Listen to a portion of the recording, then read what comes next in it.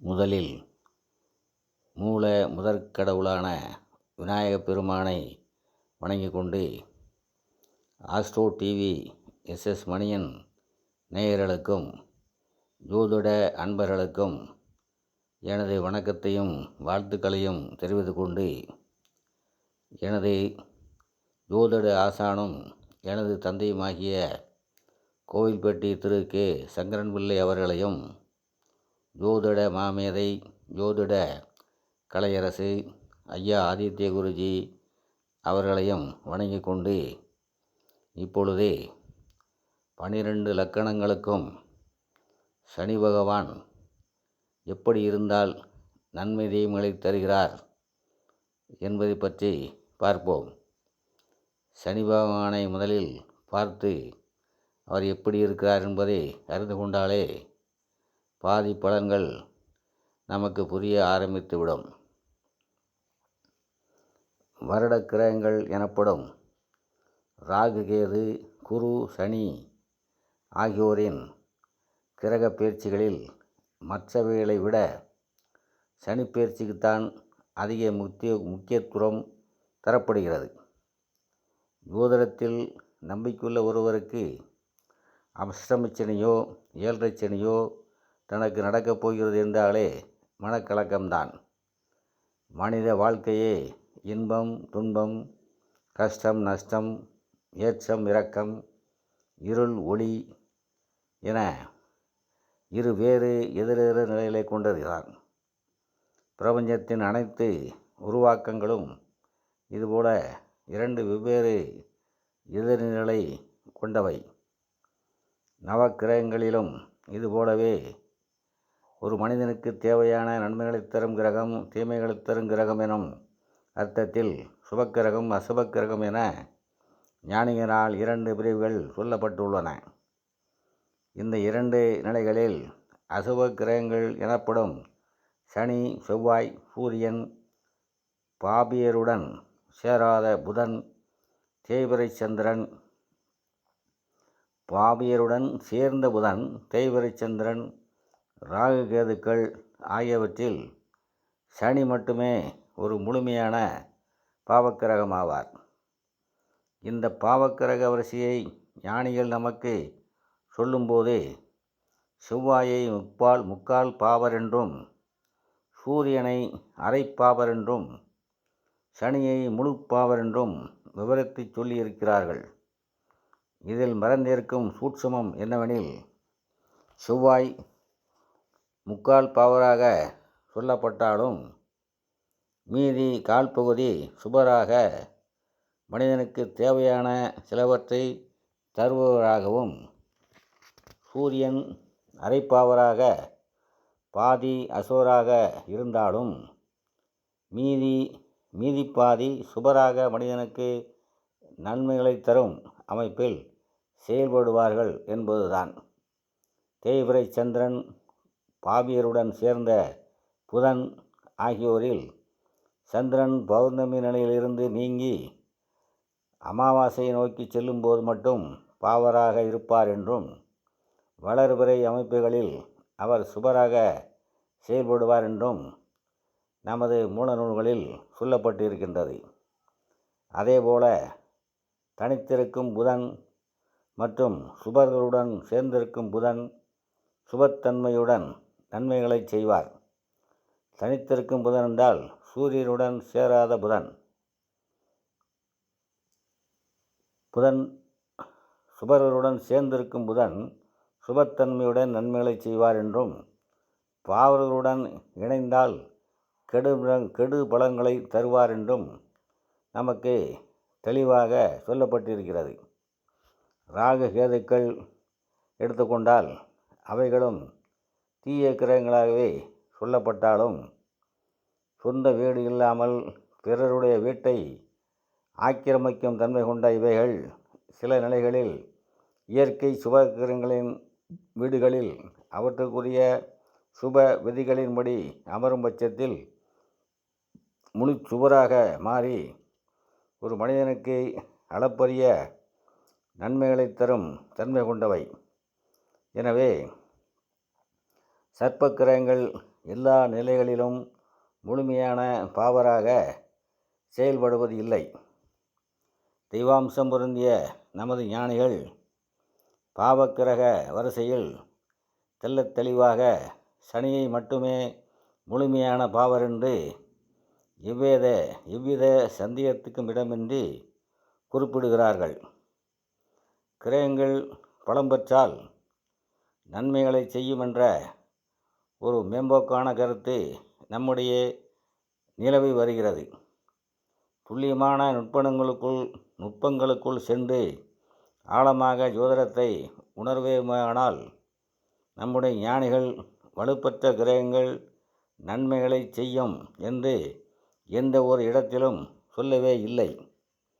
வலுப்பெற்ற கிரகங்கள் தன்னுடைய காரகத்துவங்கள் என்று சொல்லப்படும் தனது குணங்களான செயல்பாடுகளை ஜாதகருக்கு வலுவாக தரும் என்றுதான் சொல்லியிருக்கிறார்களே தவிர, ஒரு கிரகம் ஆட்சி உச்சம் பெற்றால் நன்மைகளை தரும் என்று ஞானிகள் எந்த ஒரு இடத்திலும் சொல்லவே இல்லை. அதோடு பிறந்த ஜாதக அமைப்பில் 9 கிரகங்களும் வலுப்பெறுவது ஒருவருக்கு நன்மைகளை தராது. ஒரு ஜாதகத்தில் லக்னாதிபதி எனப்படும் அந்த ஜாதகத்தை வழிநடத்தும் தலைவன் வலிமையாகவும் அந்த லக்கணத்திற்கு துணை இருக்கும், அதாவது 3 நண்பர்கள் வலுப்பெற்ற நிலையில் இருந்தால் மட்டுமே அது யோக ஜாதகமாக கருதப்படும். அப்படி அல்லாது லக்னாதிபதிக்கு எதிரிகள் எனப்படும் அந்த ஜாதகத்தின் பாவிகள் வலுப்பெற்றால் ஜாதகர் மேன்மை நிலைக்கு வர முடியாமல் தவிப்பார். வலுப்பெற்ற லக்கண எதிரிகளின் தசையும் நடக்குமேயானால் ஜாதகருக்கு முன்னேறுவதற்கு தடை இருக்கும். ஒரு மனிதனுக்குரிய சராசரி சுகங்களை அவர் அனுபவிக்க முடியாது. தேவையான பாக்கியங்களும் கிடைக்காது. மனிதராக பிறந்தவர்களின் ஜாதகங்களில் மிகவும் உன்னத ஜாதகமாக நம்முடைய ஜோதிடத்தில் சொல்லப்படுவது ஸ்ரீ ராமபிரானின் ஜாதகமே. அவரது ஜாதகத்தில் குரு, சுக்கிரன், செவ்வாய், சனி ஆகிய 5 கிரகங்கள் உச்சமாக இருந்தன. ஸ்ரீ ராமரின் பிறந்த ஜாதகத்தில் கருத்து வேறுபாடுகள் உள்ளன. நவமி அன்று அவர் பிறந்த நிலையில் சூரியன் உச்சமாகவும் சந்திரன் ஆட்சியாகவும் இருப்பது வானியல் விதிப்படி சாத்தியமற்றது. எனவே ஒருவித கருத்துப்படி வால்மீகி மகரிஷி சொல்லும் சைத்திர மாதம் என்பது பங்குனியாக இருக்க வேண்டும். எனவே ராமபிரானின் ஜாதகத்தில் மீனத்தில் சூரியன் இருப்பதே சரியாக இருக்கக்கூடும். 4 கிரகங்கள் உச்சம் பெற்ற நேரத்தில் பிறந்ததாலேயே ஸ்ரீ ராமபிரான் தெய்வ நிலைக்கு உயர்ந்து பரம்பொருளின் மனித உருவாக ஒரு அவதாரமாக இன்றும் நம்மால் ஆராதிக்கப்படுகிறார். ஆயினும் ராமபிரான் மனித வாழ்வின் சராசரி சுகங்களை ஒருபோதும் பெற்றதில்லை. தந்தையின் வழிகாட்டுதல் தேவைப்படும் முக்கியமான தருணத்தில் ஸ்ரீராமர் அவரை இழந்தும் அரண்மனையில் மனைவியோடு உல்லாசங்களை அனுபவிக்க வேண்டிய சமயத்தில் காட்டில் அலைந்தும் திரிய வேண்டியதாயிற்று. எதிரியை அழித்த பின்னரும் அவரால் மனைவியோடு சேர்ந்திருக்க முடியவில்லை. எல்லாவற்றிற்கும் மேலாக பிறந்த குழந்தைகளை பார்த்து கொஞ்ச முடியாமல், அவற்றின் மரளை பருவத்தில் உடனிருக்க முடியாமல், பிள்ளைகள் தனக்கு எதிராக போருக்கு நிற்கும் போதுதான் அது தன் குழந்தைகள் என்றே அவருக்கு தெரிய வந்தது. ஒரு அவதாரமாக அவர் இருந்தாலும் மனித வாழ்வின் முறையான சுகங்களான மனைவி, குழந்தைகள் பாக்கியங்களை அவர் நீடித்து முறையாக தேவையான நேரத்தில் அனுபவித்தது இல்லை. இது அவரது கடகலக்கணத்தின் பாவிகளான சனியும் சுக்கிரனும் கேந்திர கோணங்களில் உச்ச வலு பெற்றதால்தான். எனவே பாவக்கிரகங்கள் ஒருவருக்கு கேந்திர கோணங்களில் வலுப்பெறுவது நன்மைகளை தராது. அதே நேரத்தில் ஜோதிடத்தில் இயற்கை சுவர், இயற்கை பாவர் என 2 பிரிவுகள் இருப்பதைப் போலவே ஒரு ஜாதகத்தில் அந்த ஜாதகத்தின் அமைப்பின்படி லக்கண சுபர் லக்கண அசுபர் என்ற 2 பிரிவுகளும் உள்ளன. இயற்கை சுபர் லக்கணச் சுபர் என்ற அமைப்பையும் மிக நுணுக்கமாக விளக்கப் போவோமேயானால், இயற்கை சுபக்கிரகம் ஒரு ஜாதகரின் லக்கணப்படி அவருக்கு தீமை செய்யும் பொறுப்பை ஏற்குமானால், அந்த கிரகம் கேந்திர கோணங்களில் வலுப்பெற்று அமர்ந்து அதன் தசை வரும்போது அந்த கிரகத்தின் காரகத்துவங்களினும் செயல்பாடுகள் வழியே அவருக்கு தீமைகள் நடைபெறும். அதேபோல ஒரு இயற்கை பாவக்கிரகம் அந்த லக்கணத்திற்கு நன்மை செய்ய விதிக்கப்படும் நல்ல ஆதிபத்திய பொறுப்பை ஏற்பாராயின், தான் கேந்திர கோணங்களில் ஆட்சி உச்சம் பெற்றிருந்தாலும் சுவத்துவமோ சூட்சுமோ அடைந்திருந்தால் மட்டுமே தனது தசையில் நல்லவைகளை செய்யும். அந்த நன்மைகளையும் தனது தீய கரத்துவங்களின் வழியே, அதாவது மனிதனுக்கு நன்மை தராத செயல்பாடுகளின் வழியில்தான் செய்யும். இதுவே கிரகங்களின் வலுவில் உள்ள சூட்சமமாகும். இதில் ஞானிகளால் முழுமையான பாவக்கிரகமாக சொல்லப்பட்ட சனி தான் முழுப்பாவராக அமைந்த கடகம் சிம்மம் போன்ற லக்கணங்களுக்கும் பாவ ஆதிபத்தியம் பெறும் மற்ற லக்கணங்களுக்கும் எந்த இடத்தில் வலுப்பெற்றாலும் சூட்சும வலுவோ சுவத்துவமோ பெறாமல் ஆட்சி உச்சம் எனப்படும் நேர் வலுவை மட்டும் அடைந்தால் தீமைகளை செய்வார். அவர் பரிபூரண யோகர் எனப்படும் ரிஷபம் துலாம் லக்கணங்களுக்கும் மேலே சொன்னபடி சுவத்துவமோ சூட்சும வலுவோ அடையாமல் வெறும் ஆட்சி அல்லது உச்சம் எனும் நிலையை அடைந்தாலும் நன்மைகள் இருக்காது.